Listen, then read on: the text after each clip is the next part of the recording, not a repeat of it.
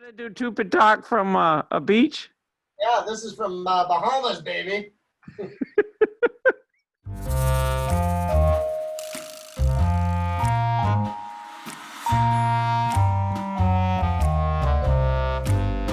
be take two, I believe, for me. So, welcome to our second podcast. This is the one where we're actually going to be discussing the movie The Departed. I had not seen it in many years. Jerry saw it a couple of years prior, and we gave our takes on it, and we thought it would be fun to do this as a two-part episode. So the first one is obviously when we haven't seen it for a while. There will be a part two where we rewatch the movie and then go back over and see where we were right or wrong. So please come along and join the ride. Chris was wrong. Yeah, I think we're good. Did you kind of get my idea of what I was talking about? I was driving when you wrote it first, so I couldn't read what you had written. I just was having, Siri read it back to me or the car, and I'm like, right. I think I know what he means, but I wasn't sure if you just wanted to talk about it and watch the movie first and then do the thing. But it sounds like you want to do some kind of, I was going to let you explain it to me, but you want to talk about something now, watch the movie, and then dovetail it with right. So we can see how, because I haven't seen it since I watched it originally. Yeah. Well, I couldn't even remember if that was the movie. It's The Departed. Yeah, it's The Departed. Yeah. Because I remember specifically what we disagreed on. Okay. And I don't, so this will be good. I don't want you to tell me, so. No. We'll just talk about it. Yeah, we can talk about it, give our opinions on it and stuff, and then, but yeah, okay, so. It's already recording, so. Today's show, we're going to discuss one of the subjects very dear to both of us is movies. We're going to discuss a specific movie, one that we actually somewhat disagreed on, years and years ago. It's been out for a long time. I believe it came out in 2006. I was living in my parents' basement. That sounds so bad. I had to move. I had to move out of my apartment with John to move into my parents' house because Mom had misreported her 401k earnings had 401k had misreported her earnings, and they were going to hold back her Social Security, which they relied on. Right. And it ended up being held back for like 6 months. I mean, obviously we didn't know that at the time. We thought, okay, we got to resolve this. It may take a little bit of time, but it ended up being more like 6 months. And my parents can be without 6 months of, Social Security. Not many people can. Right. Well, Dad had had his heart attacks and, couldn't, was basically disabled, but couldn't claim disability. So anyway, don't get me down there. But anyway, yes. So the reason I remember is I was watching this in the basement with my TV. And I remember watching the film, and I remember how I felt and reacted to it. So whatever year, because we bought, I think it was maybe in 2005 because maybe how did I watch it? I must have bought it on DVD. So it must have come out before that because we bought our house in 2007. We bought, this house. What you doing? I'm looking it up. Oh. So, okay, here we go. The Departed is a 2006 American crime drama. Okay, 6. It's a remake of a 2002 Hong Kong film. I think I might have known that, but had forgotten. Well, you didn't know when it came out? No, I didn't. Well, that's just weird. So that was like literally right before, we bought our new house. Yeah, so I'm guessing I saw it a year or two after that. I know I didn't go to the theater to see it. No, me neither. Because it won all kinds of awards. Oh yeah, no, it did, and I remember watching it, and had some issues with it. And you were going, "No, it was awesome," and we were talking. You're like, "Yeah, I don't remember that part," and I'm like, "You should watch it again." I don't remember not remembering a part, but I know I remember sitting there in awe at the end of the movie, just absorbing it, going, wow, this is why I love filmmaking and I love movies, because I would love, it's a awful big feat, but I would love to be able to make a movie that, had this kind of effect on someone. It was just so well done to me, and the acting and the directing, and I just felt it all flowed, and I understood the story, and, there were some surprises, and I was just like, wow, okay. See, I thought the acting was phenomenal. Mm-hmm. I thought the directing and all that was good. My part was more in the script itself. So the issue I had with it, my big takeaway we should probably clue our listeners into what we're talking about. So let's back up here a second. Hi, Tupad. So we're actually talking about The Departed, and we have different takes on this film. I might be able to circle this around to the front. No, I can't, because I just said that. But that's it. That and this. Go. Yeah, right. So we're talking about The Departed, and we have differing opinions on the film. And that's the point of this discussion, is to bring to light our sides of how we felt and thought about the film. And Chris, I think, was just about to explain why he didn't like the script, you're saying. Yes, I thought the writing had issues. Okay. Well, how so? Okay, so, and again, so just to give some background, as we were talking, we haven't seen this in years. Nope. So this is based on conversations we had shortly after we had watched it years ago. Right. Okay. And I have recently watched it with Kathy. Have? Well, it was probably a year or two ago. I remember we were hunting for something, and I'm like, "You've never seen The Departed." I said, "We got to watch this." And I remember it being a relatively long movie too. And she fell asleep like right at the end. So she didn't even see the surprise that happens at the end. So anybody watching this, if you haven't seen The Departed, you're probably going to get some spoilers. So just FYI. Yeah, so I haven't seen it since years and years ago, and to be honest with you, I don't even remember the ending completely or fully. Yep. But basically, we're gonna rehash that original conversation. Now you've seen it much more recently than me, but I remember our discussion vividly. You always seem to think you do. I'm not sure you're always accurate. But so then, and that will be my homework, is to rewatch it and then rediscuss it. And I will try to as well. And then that way we can rediscuss it and, see if my take was way off from what I remember it, or if I'm like, yep, see, that was the issue. So yeah, again, if you haven't seen it, probably don't want to watch this, at least the second part. Like I said, the first part really can't really discuss the ending a whole lot, because I'm kind of... Well, if I told you what it was, you'd probably remember. Probably, but I shouldn't spoil it for you, I guess. So, back to my criticism of the script. My biggest criticism of it, so I want to say, Leo DiCaprio is the one that goes undercover. Yep. In the mob. Yep. So the cop. He's a cop. Well, he technically graduated. They yank him out of the academy before. Yeah. Because they had a problem. All their undercover agents were being discovered very quickly. Yep. And killed. So they said, we'll fix it. We'll grab somebody that's not even a cop yet. They're not even in the system. So there's no way somebody's going to know that he's a cop. And so they plant him in the mob. Meanwhile, you find out that the mob obviously has a mole in the cops. I believe that's Matt Damon. Yes. Okay. So he's a trooper, I think. Huh?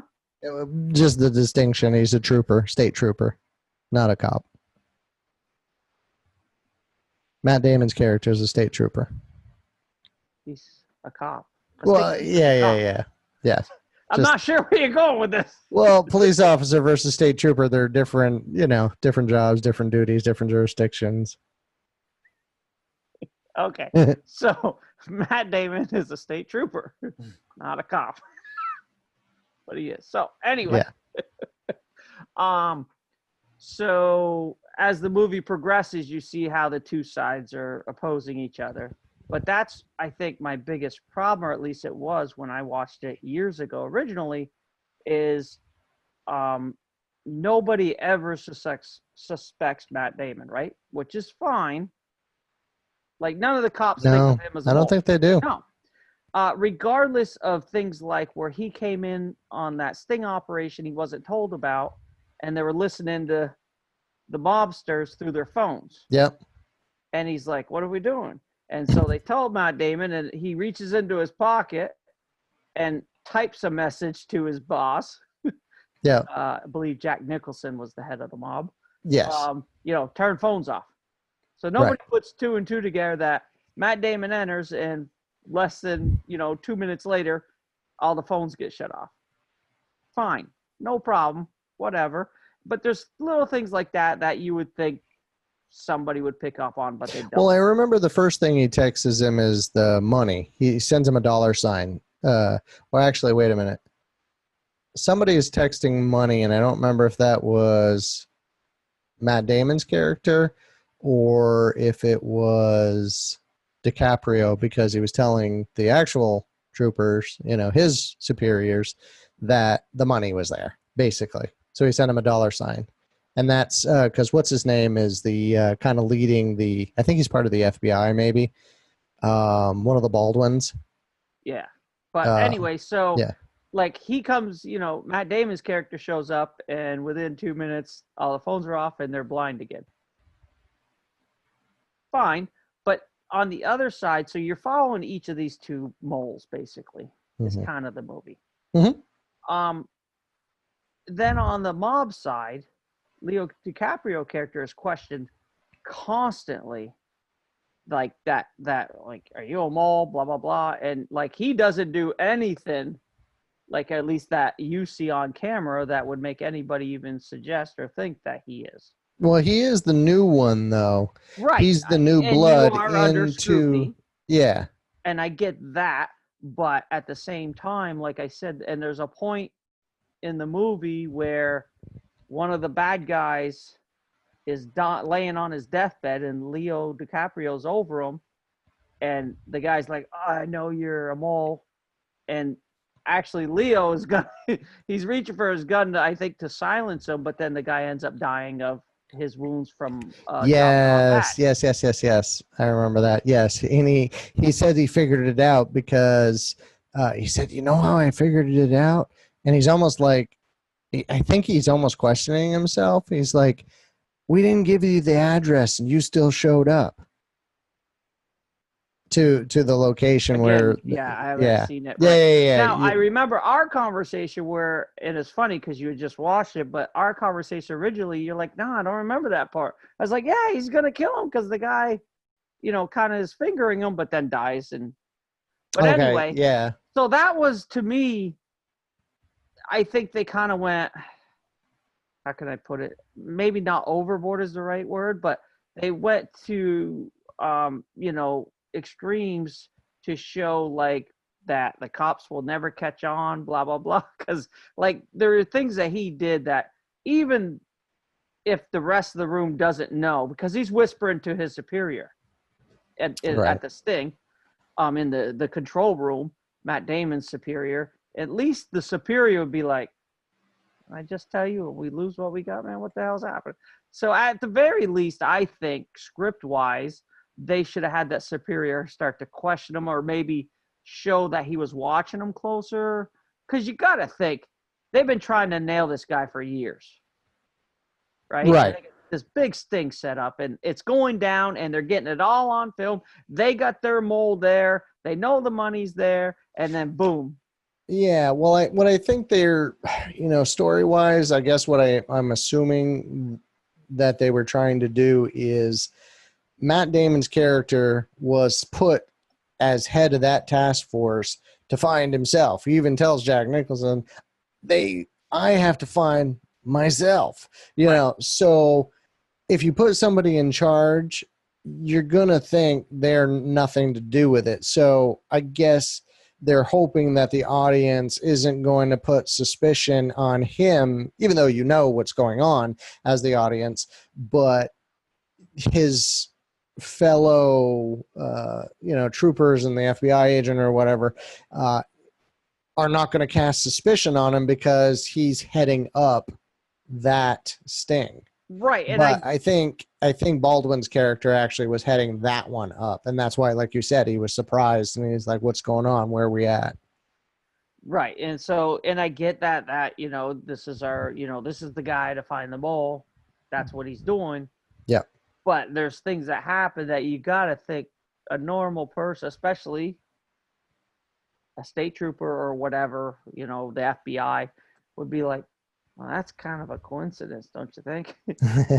and at least, because they just glance at, like, nobody ever looks sideways at him. You would think the superior would go, or at least they would show him at least questioning it a little bit. So did you think that right at the moment when it happened, or was this kind of as you were thinking about the movie afterward? Well, why didn't so-and-so? No, that was like as it happened, because I remember as the building of it going, there's a little thing, well, that I'd wave off. Well, that I'd wave off. So there's all these little things, granted, not enough to go, hey, dude, you're dirty, because that's a very serious thing. Right. Yeah. Law enforcement. Yeah. So you don't do it lightly, and I get that. But at the same time, after all these little things and then that, I'm like, what's he got to do? Write a sign? Right. Yeah. So yeah, because the only person that ends up finding out is actually Marky Mark's character.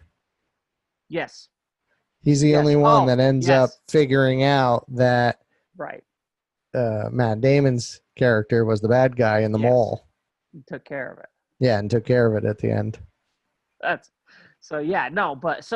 I said, I enjoyed it, but that I thought was really, like, for all the rave reviews it got and this and that, I'm like, I can't be the only one. Clearly you were. That was my thought. That was my thought. So now I got to rewatch it, because I haven't seen it since, I'm guessing, 2007, 2008, somewhere. Right. Because it was done in 2006. Yeah. I guess I didn't remember us talking about it that long ago, but I remember being blown away. Well, I was in Maryland. Were you? We were up for something else? We were up for a birthday or a wedding or something, and it was coincided with a barbecue or something you were having. Interesting. Yeah, because when I watched that, we were still in Winooski. We hadn't bought the house in where we are now. Mm-hmm. But again, like I said, I don't know where we were for this barbecue or whatever. Maybe it's something I was having to get friends together. I don't remember exactly. Right. Yeah, no, I don't remember either. I remember being blown away by the movie just because of, it certainly wasn't a mystery, because you knew what was going on. You knew who the bad guy was. Yes. You knew who the good guys were, but it was just well crafted, and I just thought it was well acted. And I thought when you say the scripting, I understand you're not saying the dialogue was bad, which I didn't. No, the story. You're thinking that you had a problem with that scene, how it was acted and portrayed. Well, the mood in general, that basically, regardless of what he did, he wasn't going to get caught. So to me, they ruined the suspense on half of it. That, like, he's never going to get caught.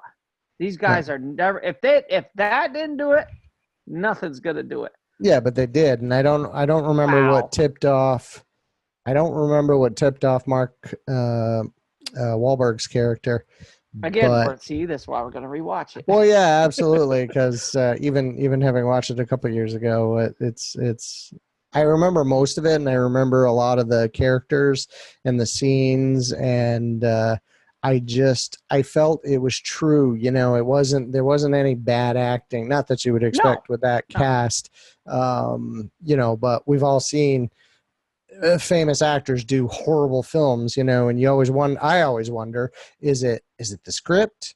Is it the director? Because what constitutes bad acting? Is it a bad director, or is it just the actor doesn't know any better?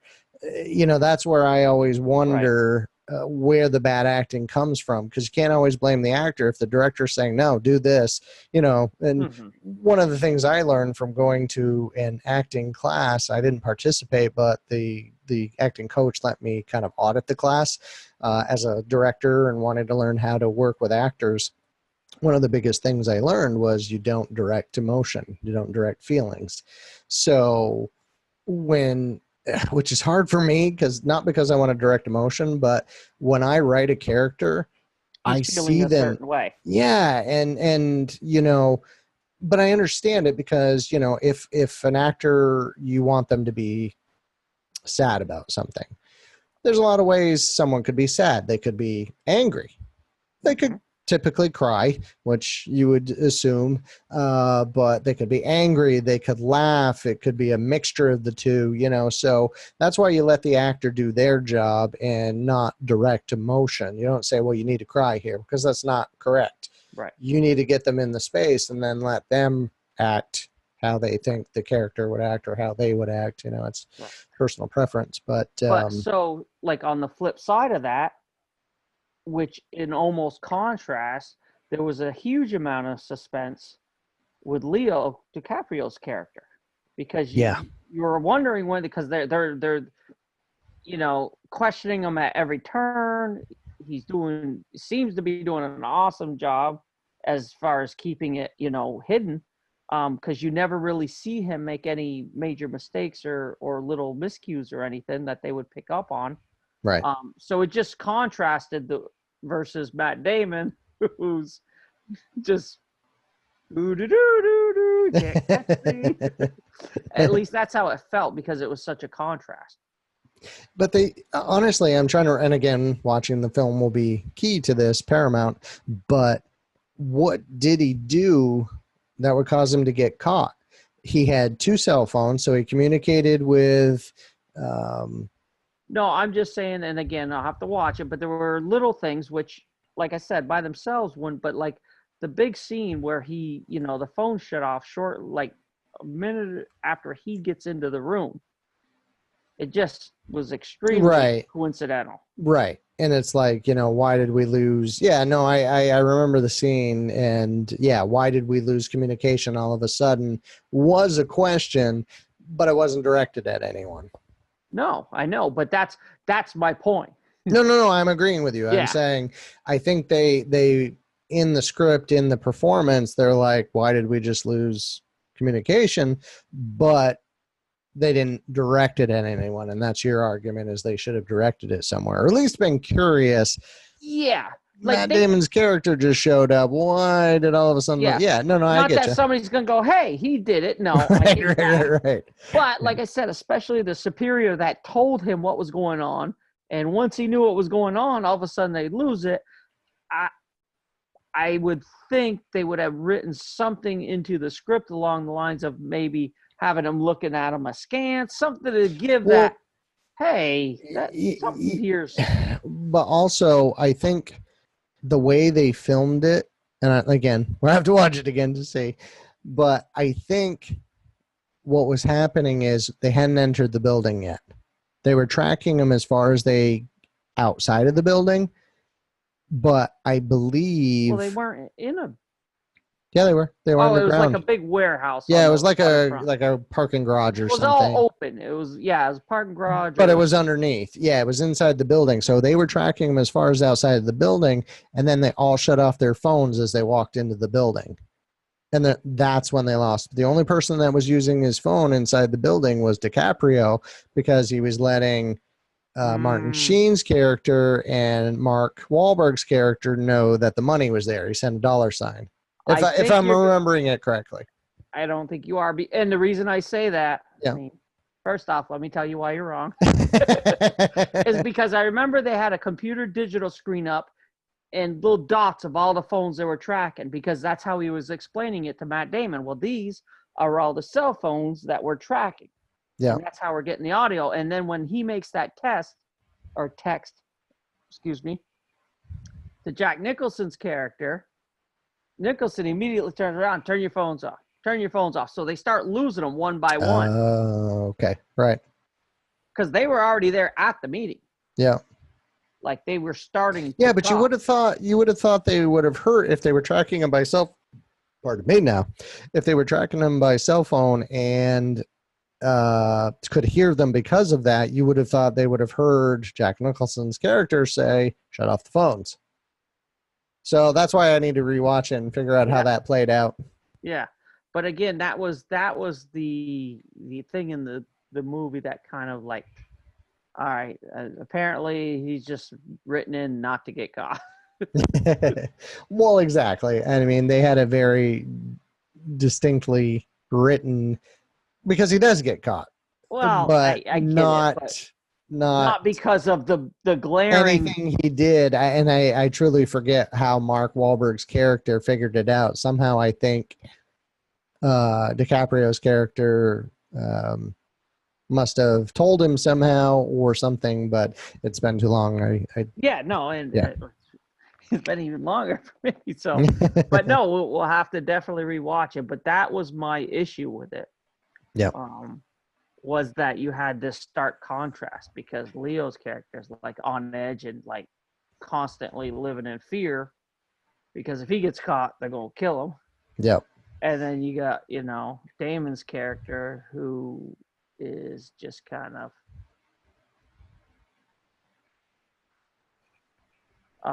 sorry.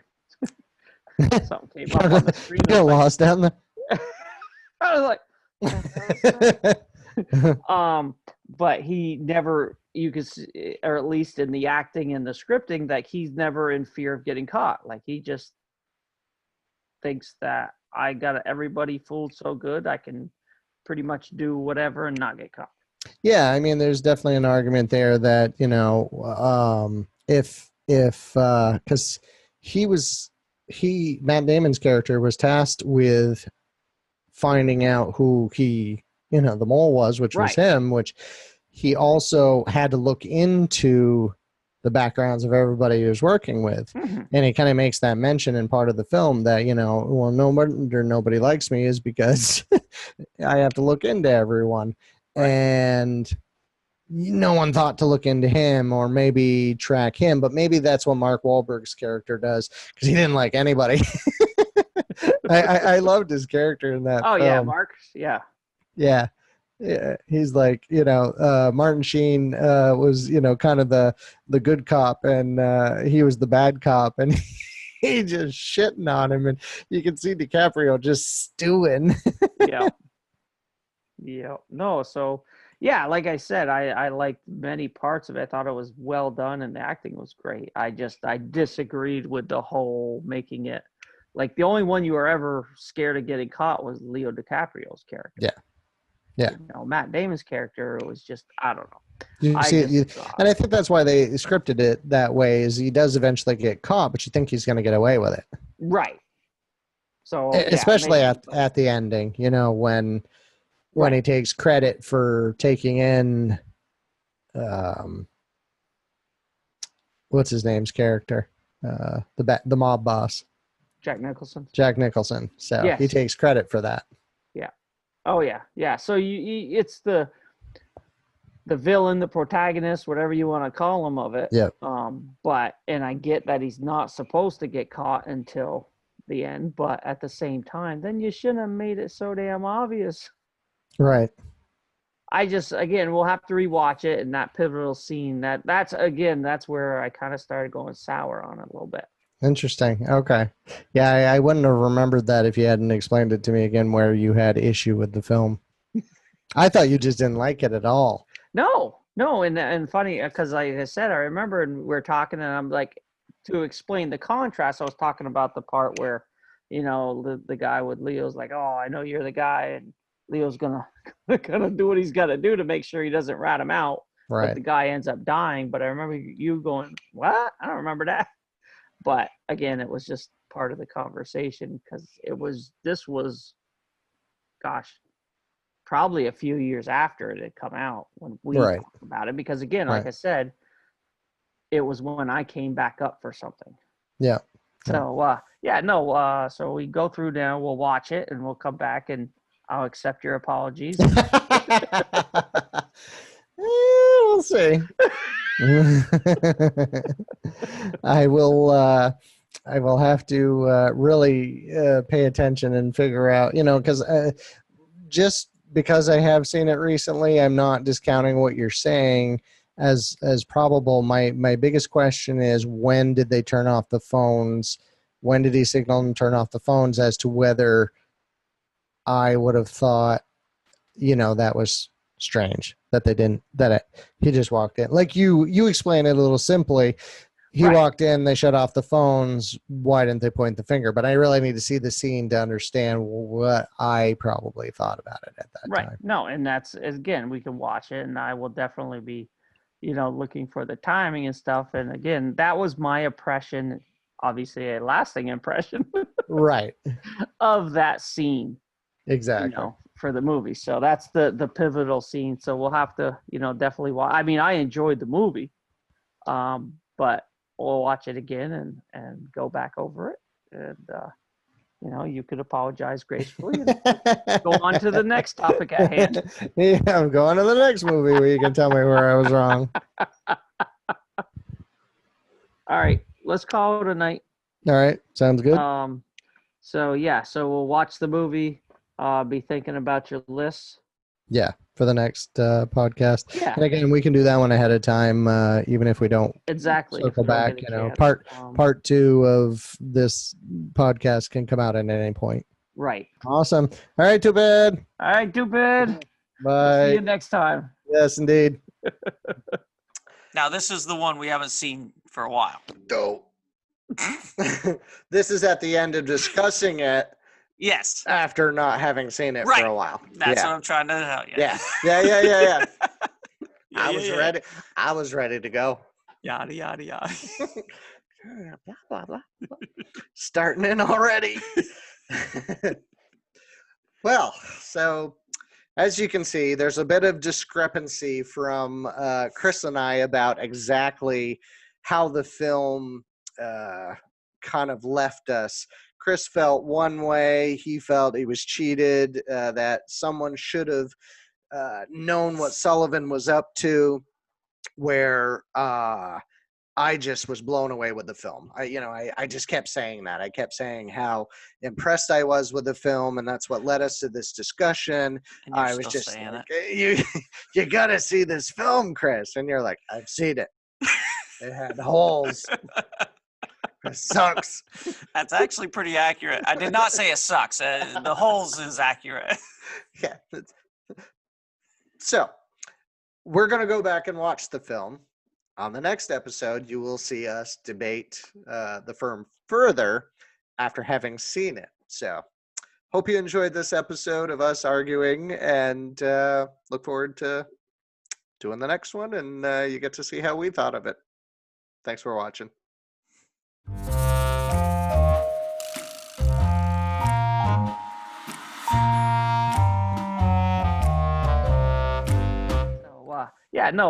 So we go through now. We'll watch it and we'll come back and I'll accept your apologies.